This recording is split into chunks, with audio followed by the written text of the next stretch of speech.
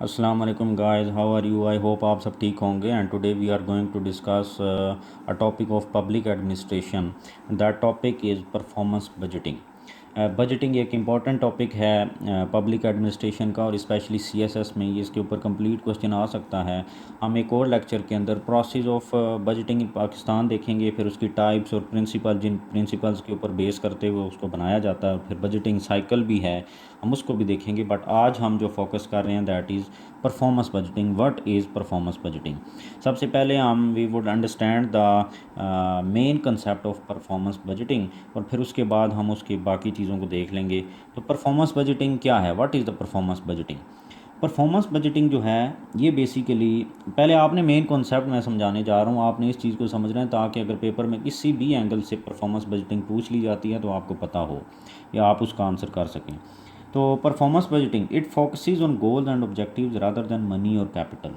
अब आप सबसे पहले तो इस बात को समझें कि बजटिंग होता क्या है। बजटिंग क्या है? बेसिकली ये फाइनेंशियल मैनेजमेंट को हम बजटिंग कहते हैं आसान लफ्ज़ों में, या फिर ये कहेंगे कि कोई गवर्नमेंट जो अपना एक पर्टिकुलर टाइम के लिए, साल के लिए, 2 साल के लिए, या कहीं पर 3 साल के लिए भी बनाया जाता है, या हमारे पाकिस्तान के अंदर 1 साल के लिए आमतौर पर बजट बनाया जाता है। तो किसी डेफिनेट पीरियड के लिए गवर्नमेंट जो अपनी फाइनेंशियल प्लान देती है उसको हम बजटिंग कहते हैं। कि कोई भी किसी भी मुल्क की गवर्नमेंट, ये तो गवर्नमेंट के हद तक हो गया, कोई ऑर्गेनाइजेशन होगी फॉर एग्ज़ाम्पल, तो वो ऑर्गेनाइजेशन अपने 1 साल के लिए, फॉर एग्ज़ाम्पल 1 साल के लिए अपना जो फाइनेंशियल प्लान बनाएगी, हम उसको क्या कहेंगे? That is budgeting. अब उस बजटिंग के लिए अंदर क्या होता है? फॉर एग्ज़ाम्पल जैसे एक गवर्नमेंट है, तो वो हर पैसा, जो पैसा भी एलोकेट करती है, तो वो उसके लिए कोई गोल होता है, कोई अचीवमेंट होनी होती है, जो करनी होती है।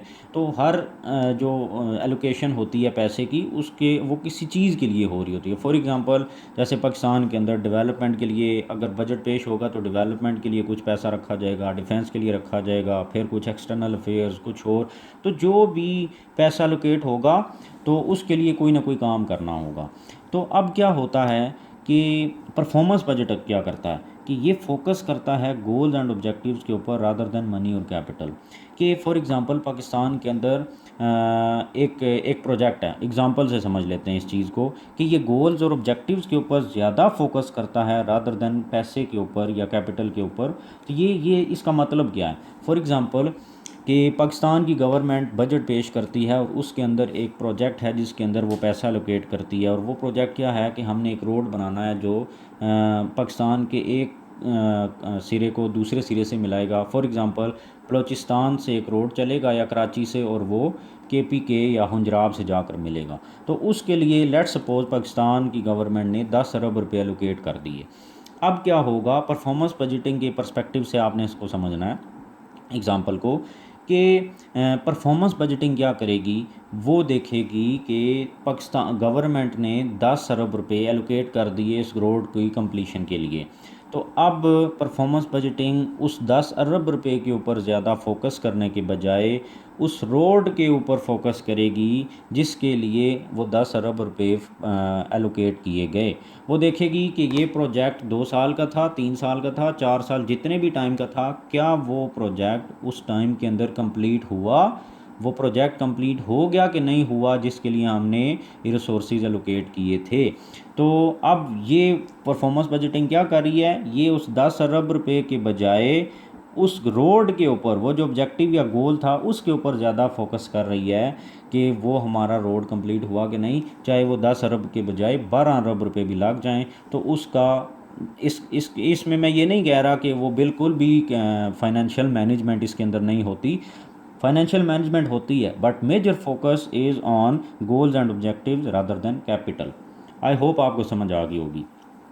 अब इसकी मज़ीद एक्सप्लेनेशन क्या है कि it shifts the emphasis from means of accomplishment to accomplishment itself. जो बात मैंने अभी की कि जो मीन्स ऑफ अकम्पलिशमेंट है, जो पैसा है जो किसी गोल या ऑब्जेक्टिव के लिए हमने रखा है, उसके ऊपर फोकस करने के बजाय अपना सारा का सारा जो फोकस है, एम्फेसिस है, वो शिफ्ट कर देती है कहाँ पर? अकम्पलिशमेंट के ऊपर इटसेल्फ।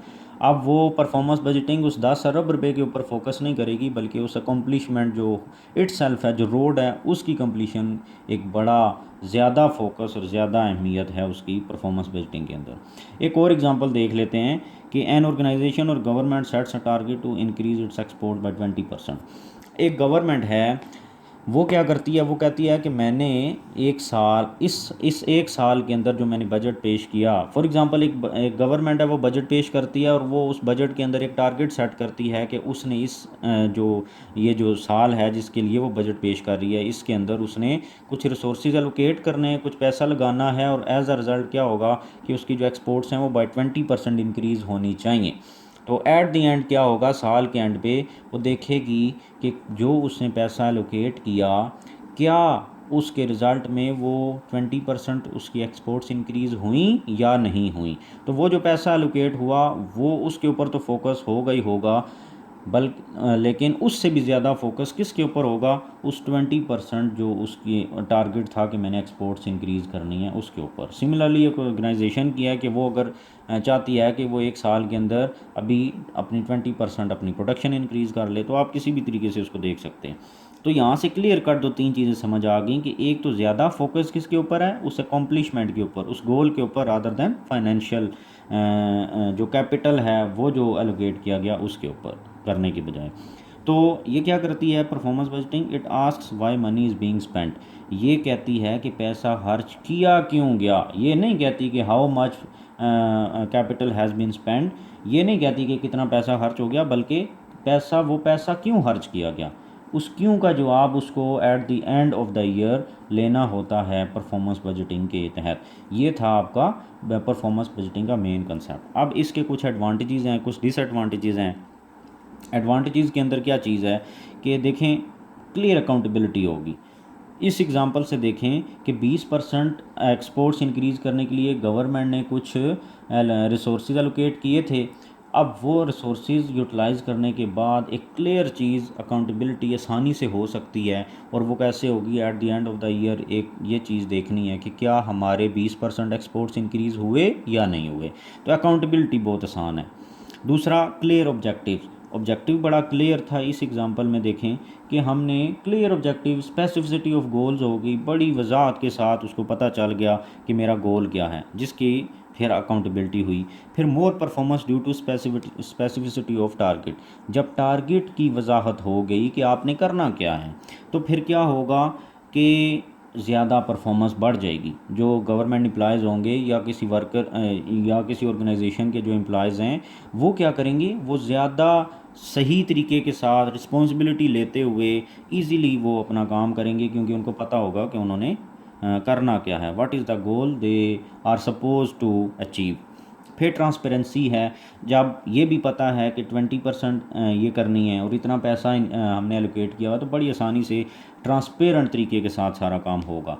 फिर इससे क्या होता है, helps in improving decision making and management. अब क्या है कि जब एक चीज़ को गोल बनाया गया है कि हमने ये काम करना है, तो उसके साथ पूरा साल जब वो उसको फोकस करते हुए देखा जाता है, तो फिर पूरा साल जब मॉनिटरिंग हो रही है, तो फिर जो डिसीजन मेकिंग होती है वो भी साथ साथ इम्प्रूव होती जाएगी, क्योंकि पता चलता जाएगा फीडबैक के ज़रिए कि क्या हम उस गोल को अचीवमेंट की तरफ जा रहे हैं, नहीं जा रहे, कितना हमने। अगर सिर्फ फाइनेंशियल के ऊपर, मैनेजमेंट के ऊपर ही फोकस रहता, तो गोल के ऊपर फोकस नहीं रहता, फिर वहाँ से डाइवर्जन होकर सिर्फ पैसा ही मैनेज होता रहता, और ये नहीं देखा जाता कि क्या हमने जो पैसा एलोकेट किया, जो जिसके लिए किया था एलोकेट, क्या वो काम भी हो रहा है कि नहीं हो रहा। तो इसलिए डिसीजन मेकिंग और उन ऑब्जेक्टिव की अचीवमेंट जो है वो ज़्यादा इंपॉर्टेंट है, और वो इजीली हो जाती है इसके तहत। क्लियर कट पिक्चर स्पेंडिंग और गोल की, कि जो पैसा हमने खर्च किया, जिस चीज़ के लिए किया, क्या वो गोल हम अचीव कर रहे हैं कि नहीं कर रहे हैं। तो ये कुछ एडवांटेजेस हैं जो बड़े ही आसानी से समझ आने वाले हैं, और आई होप इंशाल्लाह आपको समझ भी आएंगे और भूलेंगे भी नहीं। फिर डिसएडवांटेजेस क्या हैं, जब ज़्यादा फोकस आप इस बजट के अंदर गोल के ऊपर है और फाइनेंशियल मैनेजमेंट के ऊपर कम है, तो ज़ाहिर है फिर क्या होगा, जो रिक्वायर्ड रिसोर्सेज होंगे उससे ज़्यादा भी यूटिलाइज हो सकते हैं। और क्योंकि गवर्नमेंट या ऑर्गेनाइजेशन उन रिसोर्सेज के ऊपर इतना फोकस नहीं कर रही जितना उस गोल की अचीवमेंट के ऊपर है, तो फिर वहाँ पर क्या होगा, फाइनेंशियल लॉस भी हो सकता है।